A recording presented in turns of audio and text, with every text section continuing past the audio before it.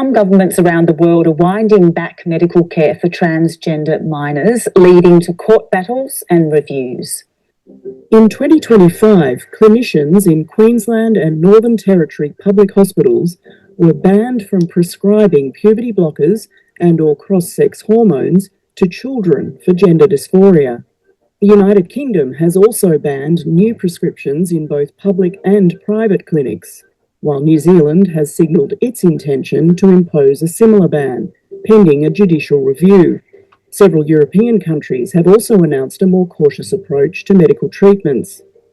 And in the United States, care is polarised, with bans in place in over half the country. Many of these jurisdictions cite the so-called CASS review in their reasoning for a changed approach to gender-affirming treatment for minors.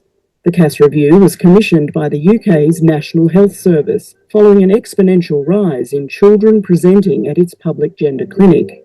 Its author, Hilary Cass, found no good evidence on the long-term outcomes of medical treatment and said results are exaggerated or misrepresented on all sides. The CASS review is not endorsed by Australia's peak medical bodies, and the federal government has called for the development of new national guidelines for the treatment of trans people under 18. I think it's interesting that it's not endorsed, that they state that it's not endorsed, because you've got to remember that our Australia's peak bodies, places like APRA and stuff, are signed up to ACON, which push the trans agenda. So of course they're not going to, endorse it. They get rewards and financial benefits. Yeah. Winning awards from ACON for being inclusive, etc., etc. So it's kind of this twisted circle of club. Yeah. You get and it's somehow tied to fun. Sorry, I should know more about this than I do. And then ACON rewards them for going along with ACON's policies. Yeah. So, even the way they framed it, the so-called CASS review. The bias is incredible. I mean, it is the CASS review. That's what it's called. It's not so-called. It is the CASS. And I mean, it was a gold standard. It was a gold standard one. Hilary Cass did look into something like 5 of the Australian hospitals, and the general rating for what they were doing for care. It actually was an independent subgroup of Hilary Cass for the review, and they found that the Australian hospitals rated something like 19 out of 100 across the board for their standards of care, for what they were doing and stuff in the treatment. 19 out of 100. So can we just back for 1 second? Yeah. So the CASS review is set up by the medical arm of the UK government.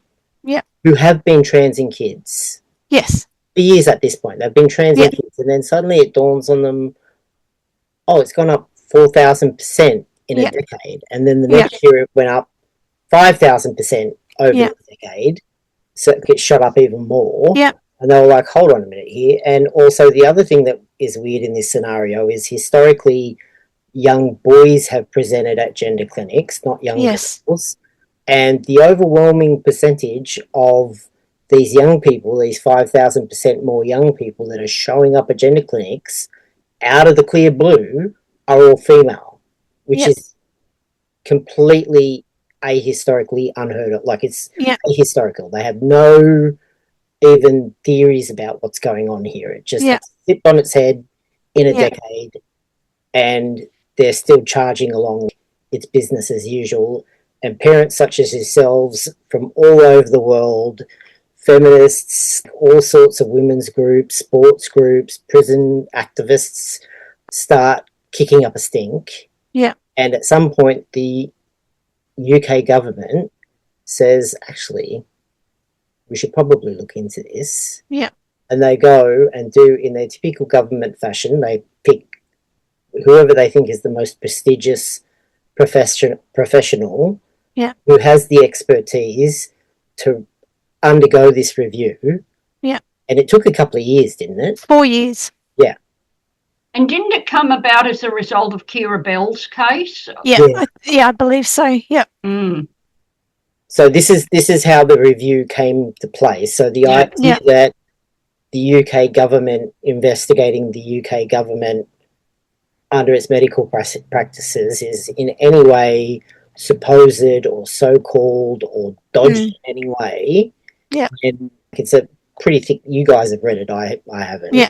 It's something like 328 pages. Yeah, and there's a lot of evidence and footnotes and things like that you can check to see if the evidence that it's presenting is true. Yeah. I've never heard anyone say, I've heard them diss her, I've heard them scoff at the review, I've heard them make all sorts of personal assaults against people that believe in the review or agree with the review, or, have gone oh wow, look, this has changed my mind.